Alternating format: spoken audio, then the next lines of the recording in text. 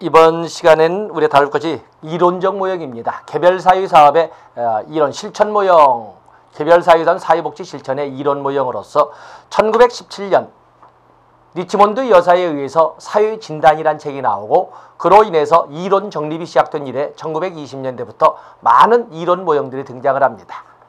1920년대에 프로이드 심리학을 바탕으로 하는 진단주의, 1930년대에 랭크의 의지 심리학의 바탕을 두고 등장한 기능주의, 또 그런가 하면은 개인적 심리적 측면뿐만 아니라 사회적 환경적 측면도 같이 고려해야 한다는 관점의 심리 사회 모형, 또 1957년에 했던 펄먼의 문제 해결 모형, 1960년대를 전후해서 이렇게 등장을 했던 60년대 행동주의 모형, 또 그런가 하면 60년대 70년대 넘어가서 나오는 체계 모형, 또 과업 중심 모형, 또 80년대로 넘어가면서 등장하는 권한 강화 모형 또는 권한 부여 모형 또는 역량 강화 모형 또는 생활 모형, 이런 등등의 많은 모형들이 있고, 또 그러면 심리학적 접근을 통해서 나오는 인지 행동 치료, 이런 등등이 개별 사회 사업의 이론 모형으로 자리를 잡고 있습니다. 첫 번째 우리는 여기에서 기능주의 모형을 다 다루고 있는데, 먼저 다룬다면 진단주의부터 다뤄야 되겠지요. 그러나 앞에서 우리가 앞에 104쪽에서 여러분에게 전문직 사회복지 실천의 발전 단계에서 전문직 분학이라고 하는 1920년대에서 1950년대에 있었던 그런 과정에 미리 다루는 것이 있습니다. 그래서 진단주의와 기능주의의 비교가 있는데, 자, 거기도 우리가 가지고 넘어갈 내용이 되겠습니다. 자, 첫 번째 1900년 진단주의와 개별사회사업의 모형에서 진단주의와 기능주의를 이렇게 비교해 보면, 진단주의는 1920년대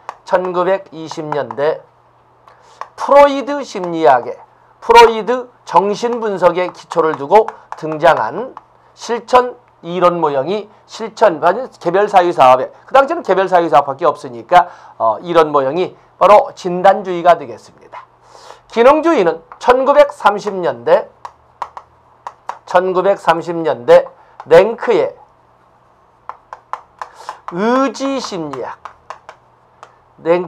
의지심리학의 이론적 기초를 두고 등장한 것이 바로 여기 나오는 기능주의가 되겠습니다. 진단주의는 과거로부터 문제의 원인을 찾아내면서 어떤 본능적 또는 성적 충동으로부터 문제의 해결책을 찾아내고자 하는 그런 점에서 과거와 이들을 강조한다라고 이렇게 적어볼 수가 있습니다. 그에 비해서 기능주의는 진단주의와는 달리 현재와 에고를 강조한다. 왜냐하면 현지의 법칙의 지배를 받는 이성과 분별의 세계라고 하는 에고를 강조한다. 그리고 자유의지를 강조한다. 이런 등등을 우리가 기능주의에서 쓸 수가 있습니다. 진단주의는 프로이드 심리학의 바탕을 두고 있기 때문에 진단주의에서는 당사자도 알지 못하는 뭔가 과거의 경험이 문제 발생의 원인으로 작용을 한다면, 바로 그 문제 발생의 원인이 잠재되어 있다고 보는 무의식 세계를 분석할 수 있는 것은 전문가입니다. 때문에 이 진단주의는 워커가 중심이 되어서, 사회복지사가 중심이 되어서 클라이언트의 당면 문제의 원인을 찾아서 치료해주는, 마치 의사가 환자의 질병을 치료해주는 것처럼, 그렇기 때문에 워커 중심의 모델로서 질병의 심리학이라고 하는 것처럼 여기에서는 바로 치료를 강조하고 있는 것입니다. 그에 비해서 기능주의는 당사자의 당면 문제를 가능한 한 클라이언트 스스로 해결할 수 있도록 이끌어간다고 한다는 점에서 여기는 클라이언트 중심 모델로서, 여기서는 사회복지사가 문제를 해결해 주기보다는 클라이언트 당사자가 스스로 문제를 해결해 갈 수 있도록 단지 옆에서만 줬는, 그 때문에 스스로가 고통을 견디어내면서 커나가는 그런 모습을 사회복지 실천의 개념으로 본다는 점에서 성장의 심리학이라고 부릅니다. 그러면서 여기는 치료란 개념보다는 원조, 헬핑 프로세스는 원조를 강조한다는 특징을 가지고 있습니다. 진단주의는 전의를 강조합니다. 전의. 이 전의란 단어도 여러분들 그 자체로 하나 출제가 되는 거죠. 정신분석에서 말하는 전의라고 하는 것은 과거에 당사자는 기억하지 못하지만 과거에 중요시했던, 과거에 핵심적인 어떤 영향을 미쳤던 거에 대한 또는 그런 사람에 대한 감정을 현재 눈앞에 있는 사회복지사에게 전가시키는, 퍼부어대는 것을 전의라고 합니다. 바로 이런 전의가 이루어졌다는 것은 과거에 있었던 어떠한 그 문제의 원인이 현실로 끌어올려졌다. 또는 당사자가 모르는 무의식세계의 어떤 문제의 원인이 의식세계로 끌어올려졌다라고 설명을 합니다. 바로 이것을 전의라고 하는데, 바로 이 진단주의에서는 전의를 강조합니다. 그에 비해서 기능주의에는 전의보다는 분리를 강조합니다. 분리를 강조한다. 스스로의 당면 문제에 대해서 스스로가 해결하고 스스로가 해결할 수 있는 역량을 갖춤으로써 고맙습니다라고 말하고 떠나가는 순간, 바로 그것이 치료의 순간이라고 보는 것이 기능주의가 되겠습니다. 진단주의는 양가 감정을 전제로 해서 클라이언트를 접근해 갑니다. 그에 비해서 기능주의는 반대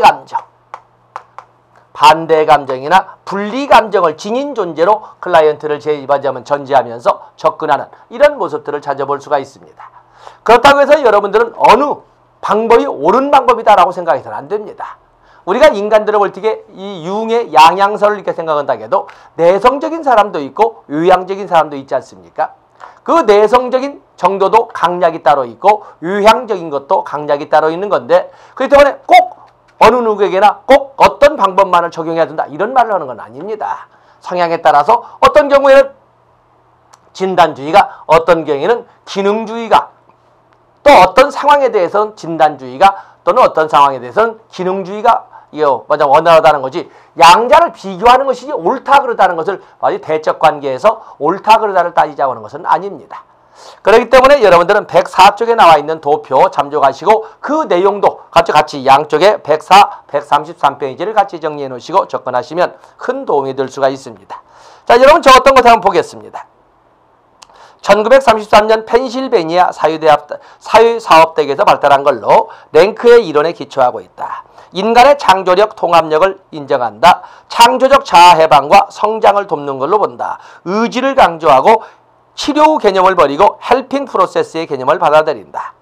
프로이드의 이론과는 프로이드 정신분석의 영향을 받은 진단주의와는 달리 기능주의 인간을 의지적, 낙관적 관점에서 바라보며 인간을 자신의 창조자로 본다. 누구에 의해서 만들어지는, 누가 만들어주는 이런 개념을 생각하고 스스로가 스스로의 문제를 해결하고 창조해가는, 그래서 성장의 심리학이라고 부르고 있는 것입니다. 그래서 104페이지의 내용 같이 견주어서 살펴보시면 됩니다. 다음에 이번에는 심리 사회 모형이 있습니다. 심리 사회 모형이 있는데, 이 심리 사회 모형 가운데 점이 있어도 좋고 점이 없어도 좋습니다. 이것은 똑같이 1930년대에 등장을 합니다. 프로이드 이론을 기초로 해서 리치몬드가 시작시킨 이론이 심리 사회 모형이라고 합니다. 리치몬드는 사회복지 실천을 뭐라고 했어요? 개인과 환경 간의 개별적이고 의도적 조정을 통하여 개인과 환경 간의 관계를 따지지 않습니까? 여기 심리 사회 모형을 되게 점을 찍어도 좋고 찍지 않아도 좋을 만큼 이렇게 설명을 했는데, 심리라고 하는 것은 개인적 심리적 측면, 사회라고 하는 것은 사회적 환경적 측면, 어느 한쪽이 아니라 양자를 모두 같이 고려해보자 라고 하는데, 문제는 프로이드 이론이죠. 그러다 보니까 여기 심리 사회 모형은 개인적 심리적 내면 역동 세계를 중심으로 하되 플러스 사회적 환경적 측면도 같이 고려해 보자 라는 겁니다. 그 때문에 우리가 조심할 것은 제목을 심리사회 모형이라고 했다고 해서 개인적 심리적 측면과 사회적 환경적 측면을 대등한 입장에서 접근하는 것은 아닙니다. 원칙적으로는 개인적, 내면적, 역동세계를 중심으로 하되 거기다 환경도 같이 고려해보자. 바로 환경도 같이 고려해보자. 여기에 초점을 두고 있는 것입니다. 그래서 조심하셔야 됩니다. 그래서 1930년대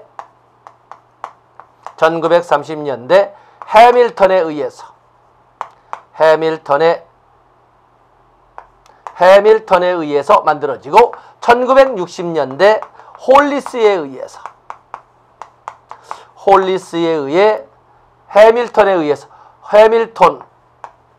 의해 시작이라면 에서 정립되고 그리고 1960년대 홀리스에 의해 체계화되었다. 자, 이렇게 그냥 이론을 정리하겠습니다. 그렇기 때문에 이들은 개인적 심리적 측면을 중심으로 하지만 사회적 환경적 측면도 같이 고려해야 된다라고 해서 소위 환경 속의 인간, person in environment를 강조하죠. 그렇기 때문에 이것은 상황 속의 인간이란 단어, 이런 단어들을 그냥 쉽게 쓰는 거라고 봐주시면 되겠습니다. 자, 한번 보겠습니다. 거기 보시면 1930년대 초에 발달한 걸로 대표적인 학자는 1930년대 해밀턴, 60년대 홀리스로 이게 대표할 수가 있다. 자, 페이지 넘어가 보시죠. 그래서 리치몬드로부터 시작된 오랜 전통의 프로이드 성격 이론의 본질적 기초를 둔다는 것은 내면 역동세계에 초점을 두고 있다는 걸 알 수가 있습니다. 환경 속의 인간, 그다음에 둘째 줄 클라이언트의 심리와 사회적 상황을 모두 중시 있지요. 또 세 번째, 클라이언트의 성격 구조를 파악하여 클라이언트의 성격 구조를 파악해서 생활사를 분석하고 자아와 사회환경에 적응력을 강화한다. 자아와 사회환경에 대한 적응력을 강조한다. 또 그러면 상황 속의 인간이란 말이 나와 있지요. 상황 속의 인간. 그래서 상황 중에 인간이란 말. 또 그 인간을 주체성을 지닌 자주적 존재라는 거 인정하지만 그러나 환경의 영향도 무시해서는 안 된다라는 말을 이렇게 썼기 때문에 심리사회적 관점이라고 문장을 구사를 했습니다. 그래서 1930년대 심리사회 모형 이런 정도 봐주시면 되겠습니다. 다음에 1940년대에는 2차 세계대전으로 모든 정치, 경제, 사회, 문화와 같은 모든 영역들이 아주 혼란스러운 과정이었는데 이 시기에는 좀 그 발전이 문화예술이나 이런 학문적인 영역은 좀 침체가 되어 있었고 1950년대에 펄먼 여사의 문제 해결 모형이 등장을 합니다. 문제 해결 모형. 이건 1957년에 펄먼 여사에 의해서 만들어진 것이 문제 해결 모형입니다. 이 펄먼 여사는 진단주의를 기본으로 하고 진단주의의 기능주의를 가미한 이론입니다. 진단주의의 기능주의를 가미했다 이 말은 뭐냐면 진단주의는 워커 중심이지요. 여기는 진단주의는 워커 중심이고 기능주의는 클라이언트 중심입니다. 그렇기 때문에 진단주의의 기능주의를 가미했다라고 하는 것은 먼저 앞설 적에는 여기서는 왜 그러냐면 클라이언트를 문제를 가진 자라 보지 않고 문제 해결 능력이 부족한 자라고 이렇게 설정을 합니다. 클라이언트를 문제 해결 능력이 부족한 자. 그렇기 때문에 초기에는 이 말은 뭐냐면 그때는 초기에는 진단주의로 점차 기능주의로 이렇게 전환해 가자라고 하는 것이 바로 이 문제 해결 모형의 의도입니다. 처음에는 문제 해결 능력이 없기 때문에 워커가 중심이 되어서 실천을 이끌어가다가 점차 워커의 역할 비중을 줄여나가면서 클라이언트의 역할 비중을 키워서 결국에 가서는 궁극적으로는 당사자의 당면 문제를 클라이언트 스스로 풀어갈 수 있도록 이렇게 이끌어가는 것을 사회복지 실천이라고 한다 라고 하는 것이 펄먼의 의도였습니다. 그래서 여기 진단주의의 기능주의를 가미했다는 것은 처음에는 진단주의로 워커 중심으로 점차 가면서 클라이언트 중심으로 기능주의로 이렇게 전환시킨다는 그런 개념으로 여러분들이 이해하시면 되겠습니다. 문제 해결 모형은 그렇기 때문에 문제 해결 모형은 목적을 문제 해결에 두지 않고 문제 해결 능력의 향상 문제 해결 능력의 향상에 둡니다. 능력의 향상이 있습니다. 문제 해결이 있는 것이 아니라 문제 해결 능력의 향상에 두고 있습니다. 그러면서 사회복지 실천 개별 사회사업을 4P로 설명하면서 특히 그동안 어느 누구도 언급하지 않았던 기간의 유용성을 강조하였다. 그러면서 이런 이론, 펄먼의 문제 해결 모형이 만들어지는데 결정적 영향을 주었다는 이 이론이 교육계에서 유명한 존 듀이의 반성적 사고라는 것도 우리가 생각하시면 될 겁니다. 자, 먼저 교재 보고 확인해 보지요. 1957년 펄먼에 의해서 발전된 걸로 인간의 본질이란 고정불변이 아니라 끊임없이 변화 발전해 간다고 본다. 그러면서 두째 줄 뭐라고 하냐면 진단주의 입장에서 기능주의 입장을 수용한 모형이다 라고 설명을 했습니다. 특징 보시면 2번에 니은번 워커는 클라이언트를 문제를 가진 사람이라고 보지 않고 문제 해결 능력이 부족한 사람이라고 보면서 능력의 향상을 도모한다. 그게 바로 1번의 기억번에 있는 것처럼 개별 사회 사업의 목적을 치료라든지 문제 해결에 두지 않고 두째 줄 능력의 향상에 두고 있습니다. 거기에 여러분 손을 쓰고 있는 거죠. 그러면서 사회복지 실천 개별 사회 사업을 4P 프로블럼, 퍼슨, 프레이스, 프로세스 이런 4P로 설명했고 특히 어느 누구도 언급하지 않았던 기관의 유용성을 언급한 사람이 바로 여기 나오는 펄먼 여사가 되겠습니다. 그 교재는 없지만은 반성적 사고, 존 듀이의 반성적 사고가 있다는 것도 알아주시면 되겠습니다. 다음에 1960년대로 넘어가 보시면 1960년대로 나온 행동수정 모형이 등장을 합니다. 행동수정 모형. 이 행동수정 모형은 출제 비중은 작지만 한번 비명이 있으니까 써보겠습니다.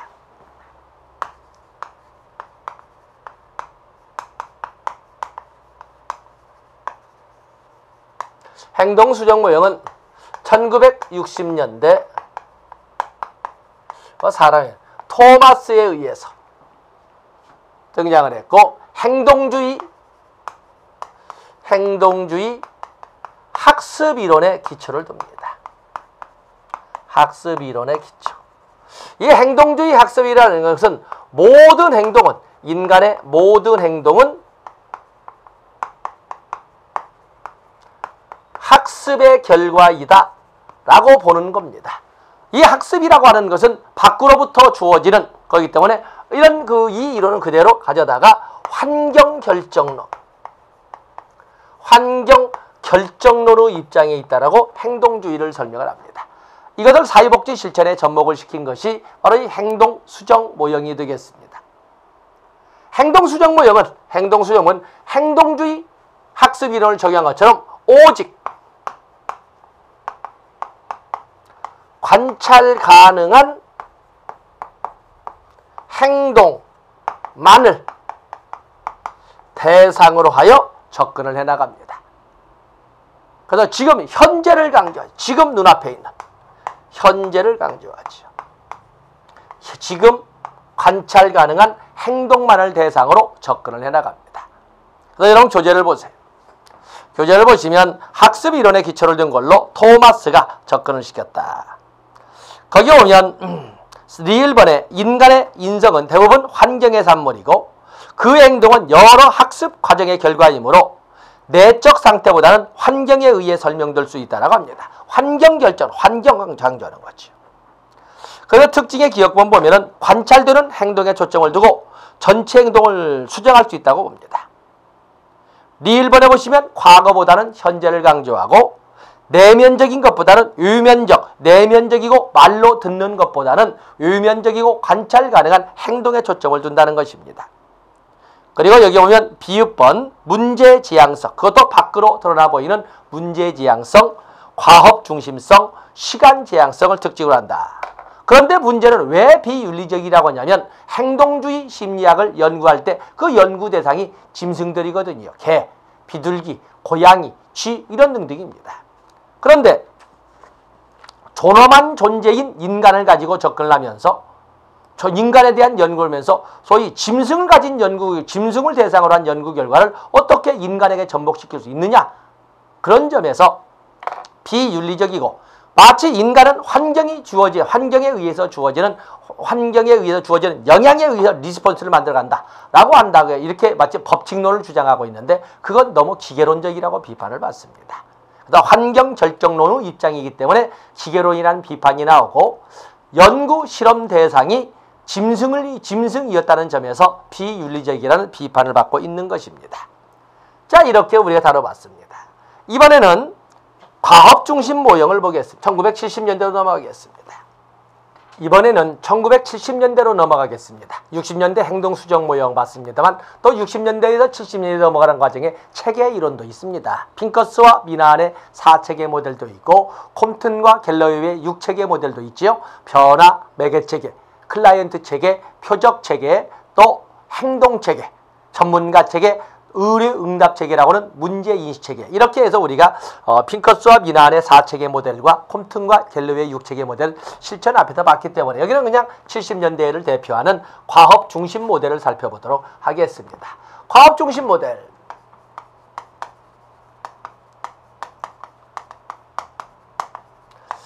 과업 중심 모델은 1972년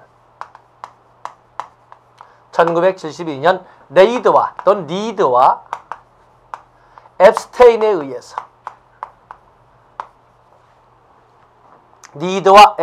의해서 만들어진 이런 그 모델로서 여기는 뚜렷한 목표를 가지고 자 먼저 볼까요?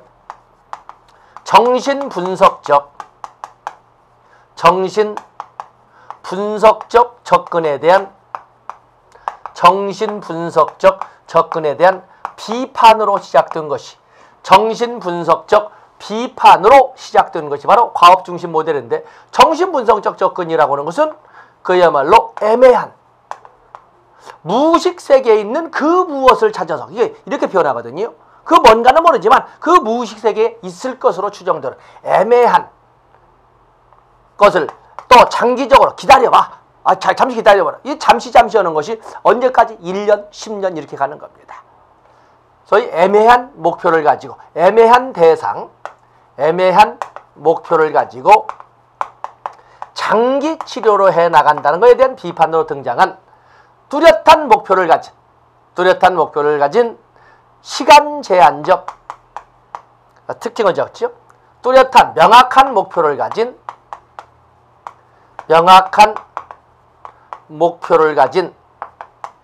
시간 제한적 단기 치료 모형, 단기 치료 모형이 하나의 특징이 되겠습니다. 이 과업 중심 모형은 명확한 목표, 이것을 예리한 초점이라고 하는데 이걸 탁게 풀어보려면 표적 문제라고 합니다. 표적 문제. 그래서 이것을 이렇게 표적 문제라는 말을 쓰는데 아주 명확한 목표나 뚜렷한 목표를 가지고 시간 정해놓고 이끌어가는 시간 제한적 단기 치료 모형입니다. 과업 중심 모델은 현재에 초점이 있습니다. 현재를 강조하죠. 현재. 또 구조화된 어떤 틀로서 만들어진 구조화된 접근을 시도를 합니다. 구조화된. 그리고 예리한 모든 문제를 다루는 것이 아니라 애매하게 이것도 저것도 아니라 명확한 목표, 표적 문제라는 두세 개의 문제만을 가지고 현 시점에서 시간 정해놓고 이끌어가는 것이 이 과업중심 모델의 특징이 되겠습니다. 자, 교재를 보시죠. 과업중심 모델은 1960년대 후반에 만들어져서 72년에 시카고 대학의 레이더와 앱스테인에 의해서 소개되었다. 과업중심 모델은 특정 이론에 근거하기보다는 다양한 이론에 이거 쓰죠. 다양한 이론의 통합, 다양한 이론의 통합이란 특징도 있고, 또 어떤 경우에는 이론보다 실천이나 임상에 기초하고 있다는 특징을 가지고 있는 것이 과업 중심 모델이 되겠어요. 그래서 과업 중심 모델이라고 해서 거기처럼 하나의 이론만을 쓰는 것도 아니고 다양한 이론을 통합해서 쓰고 있고, 더 나아가서는 오히려 이론보다는 임상실험이나 실천 경험에 기초했다는 특징이 바로 과업 중심 모델에 나오는 특징이 되겠습니다. 디귿번 중요 표시하시고, 시간 제한성, 명확한 목표, 예리한 초점, 체계적 이행. 여기 구조적 접근을 체계적 이행이란 말로 같이 연결시켜서 여러분 공부해 주시고, 이런 단기 치료 모형이다. 다 적으시면 되겠습니다. 1960년대 후반에 뭔지도 모르는 것을, 애매한 것을 가지고 대상을 이끌어가는 단기 치료 접근인 정신분석적 접근을 비판하면서 등장한 것인데, 바로 거기 보시면 리을번 그 배경 설명했습니다. 1960년대 후반 정신분석 이론에 기초한 장기 심리치료가 비판을 받으면서 단기 치료에 대한 관심이 높아졌다. 그러면서 뭔가 구조화된 치료가 애매하게 가만히 있어봐 이런 것이 아니라 구조화된 접근과 단기 치료를 특징으로 하는 많은 이론들이 등장했는데, 그 중에 하나가 과업 중심 모델이다. 거기 보시면 기억번, 특징의 기억번, 클라이언트의 모든 문제에 초점을 두는 것이 아니라 클라이언트도 알고 있고, 정신분석에서는 클라이언트 당사자는 알지도 못하는 거거든요. 그러나 여기서는 클라이언트도 알고 있고 사회복지사와 다루기로 합의한 것만 가지고 접근을 하는데, 그것을 다음 페이지에 넘어가 보시면 그것을 타켓 프로블럼이라고 합니다. 이것을 우리가 판서할 때 명확한 목표, 예리한 초점이라고 적었습니다. 또 그러면 디귿번과 비읍번에 설명하는 것처럼 현재의 상황 맥락에서 이해를 합니다. 클라이언트 문제를 현재 상황에서 맥락하면서 사회 심리적 관점을 강조한다.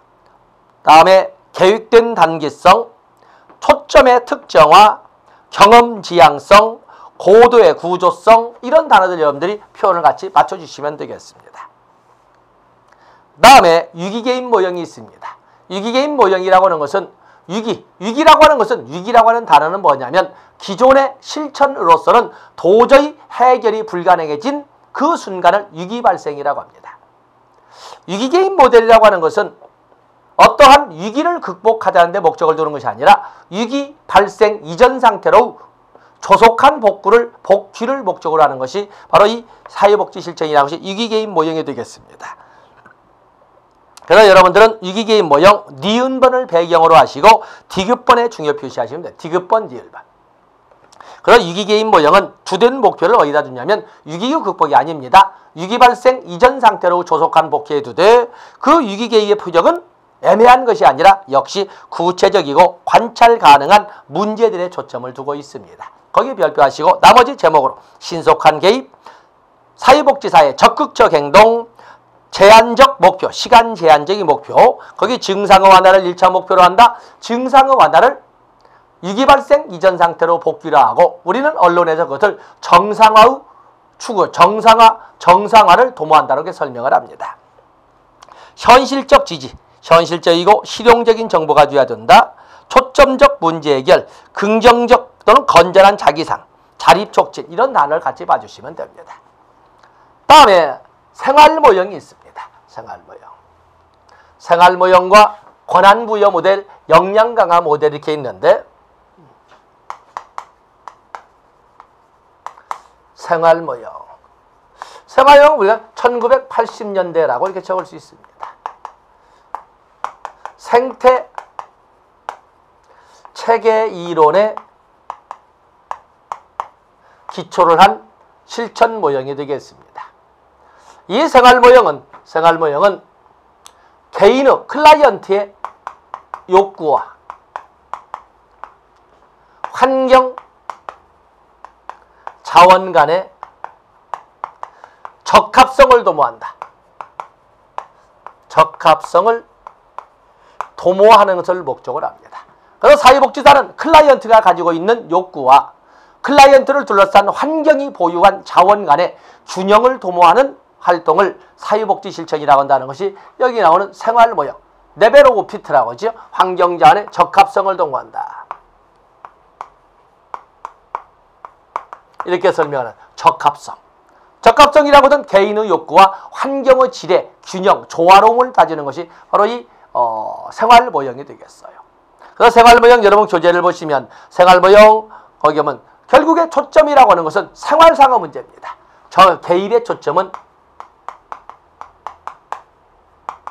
개입의 초점은 생활상의 문제로 거기 생활상의 문제 세 가지를 들었습니다. 환경의 압박, 대인관계, 또 그런가 하면 생활의 변천, 이렇게 세 가지, 생활상의 문제 세 가지를 들었습니다. 생활의 변천, 환경의 압박,